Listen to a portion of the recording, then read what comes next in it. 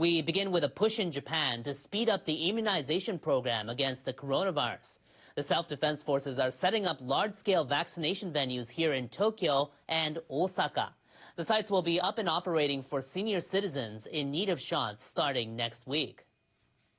I expect the unit will complete its mission to support vaccinations. The newly formed SDF inoculation unit is made up of licensed doctors and nurses. 180 will head to the Tokyo site, 100 will go to Osaka. With the help of civilian nurses, the two venues are eventually expected to administer a combined 15,000 shots a day. The efforts are meant to give a boost to a national rollout that's lagged behind other industrialized nations. So far, 72% of healthcare workers and only 2.5% of senior citizens have received at least one dose. Anyone who's eligible can now register for a spot online through the Defense Ministry's website and the Line messaging app. As for the Osaka venue, all slots for the first week were fully booked within about 25 minutes on Monday. For now, only those who are 65 years of age or older and living in Osaka City or one of Tokyo's 23 wards can book a time slot. But the government plans to expand eligibility in the coming weeks. Mass vaccinations are also underway by local governments across the nation. A vaccination site has been set up on an unused floor of a department store in Yokosuka City, Kanagawa Prefecture. Customers who have vaccination certificates can get discounts at the store. More than 400 new coronavirus cases were confirmed in Tokyo on Monday, down 154 from a week earlier. In Osaka, which has been hit hard by variants of the virus in recent weeks, more than 380 cases were reported, and 23 deaths were confirmed in the prefecture. Nationwide, there were nearly 3,700 cases reported. 9 prefectures are currently under a state of emergency, which will stay in place until the end of this month. And amid the pandemic, preparations for the Tokyo Olympics and Paralympics are underway. But pre-games training camps and exchange events have been canceled in more than 50 municipalities across Japan. The town of Yokoshiba Hikari in Chiba Prefecture next to Tokyo was scheduled to accept around 10 athletes and delegates coming from Belize for athletic and canoe events. The town planned to provide accommodations and training sites. The town has been promoting exchange with the Central American country. It invited a band from Belize to play at a school 2 years ago. But officials decided to cancel pre-games training as well as exchange programs after the games. Numbers of cases are increasing across Japan. What worries us most is that we can't predict what the situation will be like at the time. 528 municipalities registered as host towns for the games, but at least 54 of them have given up on their plans. More than 80% of the cancellations were based on requests from participating countries. The rest were suggested by the host towns or decided in discussions between both sides. Now, in the case of Yokoshiba Hikari, town officials have been increasingly busy since the nation's coronavirus vaccinations started in February. They found it difficult to prepare for accepting the athletes and determine how to restrict contact with them to keep them safe. If the athletes were to get infected during the training camp, we would feel awful for the people of Belize.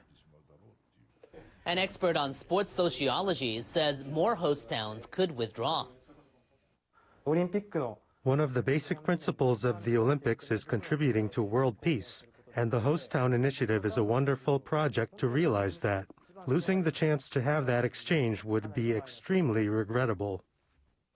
Sasao says if athletes cannot fine-tune their physical conditions before the games, they may not perform at their best, and that could put participants from faraway countries at a disadvantage. Now, as countries across the globe struggle to get the coronavirus under control, Australia is combating hate crimes against people of Asian descent. NHK World's Aoki Midori reports from Sydney.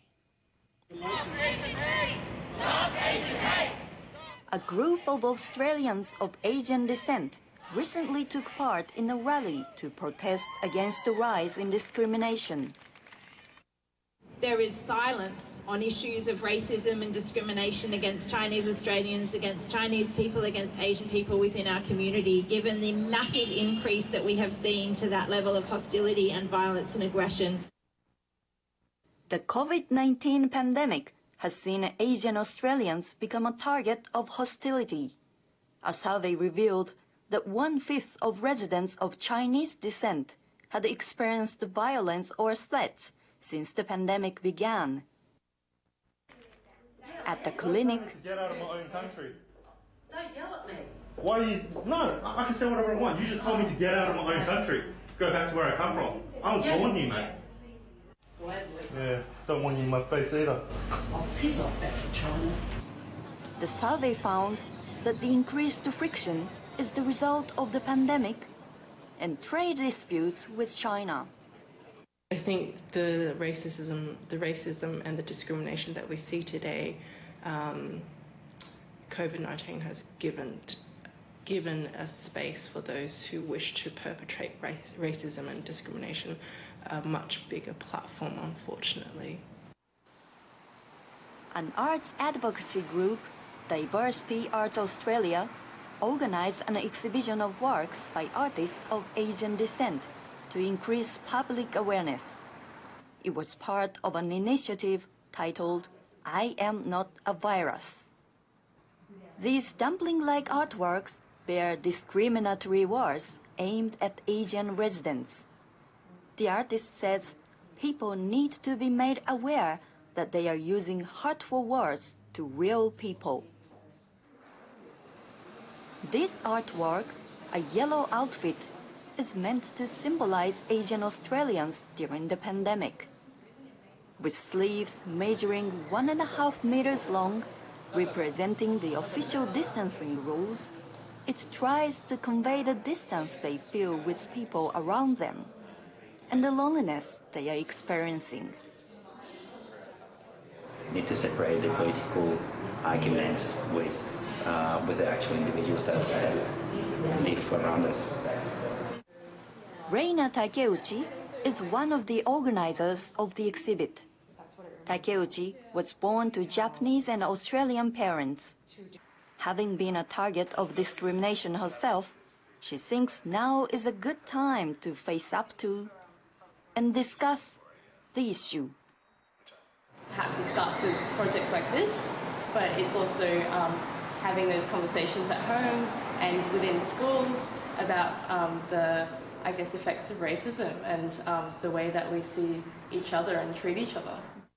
Asian immigrants and their descendants are estimated to make up more than 10% of the Australian population. The country now has no choice but to confront issues that have long simmered under the surface.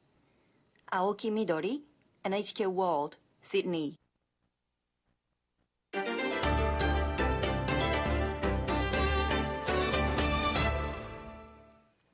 Japan's top court has issued a landmark ruling on construction workers affected by exposure to asbestos.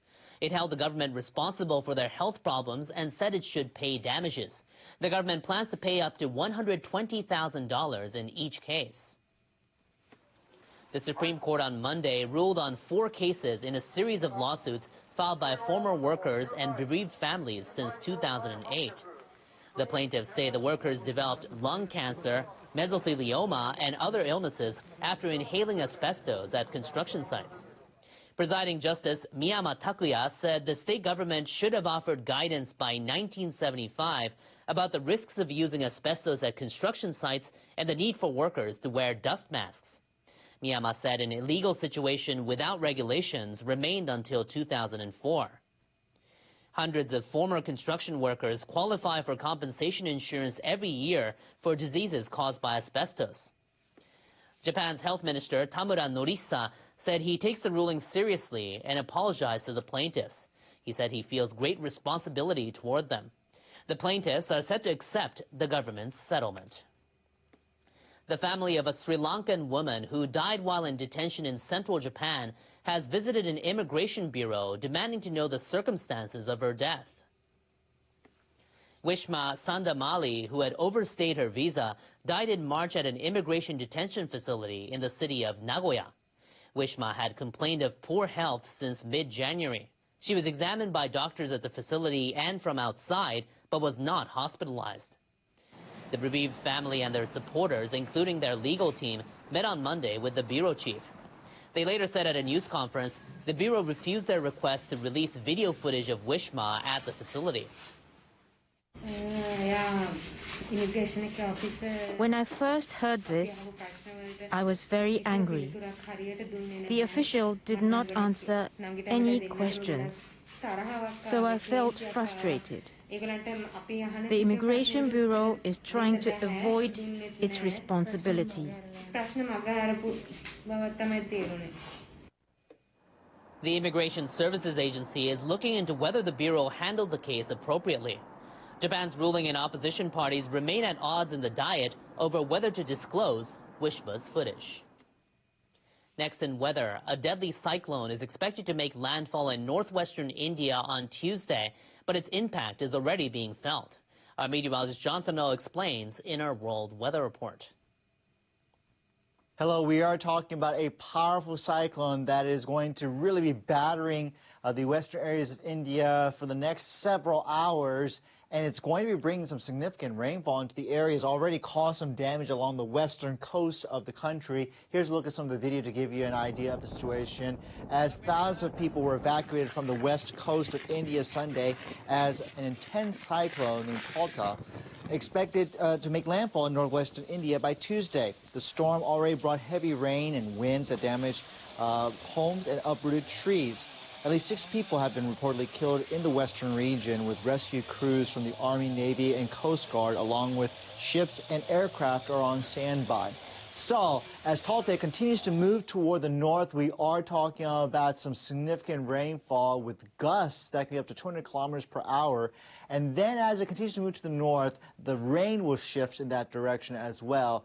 But be on the lookout for that flooding concern as well. Thunderstorms from Varanasi to Mumbai and Hyderabad as we go throughout the day on Tuesday. Meanwhile, we have a long seasonal front, the rainy season front, extending from Japan back toward China, and that's having to bring some very heavy rain into the southern areas of China. So be on the lookout for that as that front continues to linger in the area. Western portion of Japan now in the rainy season, and that will continue to impact the forecast. We're talking about clouds and rain. And we're also looking at some rain into places like Tokyo as well, with a high of 24 coming up on Tuesday. Shanghai down to Taipei also looking at some wet weather. Meanwhile, we're looking out for some very strong thunderstorms, a moderate risk for severe thunderstorms into the western areas of Texas as we go through Monday. That same low will be pushing toward the east and bringing the chance for some rain and even some strong thunderstorms again toward the other portions of the southern plains, shifting eastward as we head through the day on Tuesday. Hope you have a good day wherever you are. The Israeli military says it destroyed tunnels and homes used by militants Monday as more nations call for an end to the violence. Nepalese officials ask climbers on Mount Everest for their empty oxygen containers to be refilled for medical use as coronavirus cases there increase. The European Commission reaches an agreement with the United States in a dispute over metal tariffs enacted by former President Donald Trump. And a new study shows more than 80% of Japanese oppose the country hosting the Olympic Games this year. Israeli forces kill a senior commander with a Palestinian militant group as Palestinian militants fire more rockets at Israeli cities. The US urges both sides to protect civilians. 200,000 people have been evacuated from coastal areas in Gujarat state as a major cyclone makes landfall. At least 12 people are known to have died, and there are fears that the storm could also disrupt COVID vaccinations. The US Supreme Court is to hear a new case challenging a landmark ruling which has given women the right to have an abortion for the past 50 years. If upheld, the new case would limit abortion rights established in a Roe v. Wade in 1973. And Taiwan has imposed its toughest COVID restrictions yet, suspending entry for visitors after the country saw a spike in COVID cases.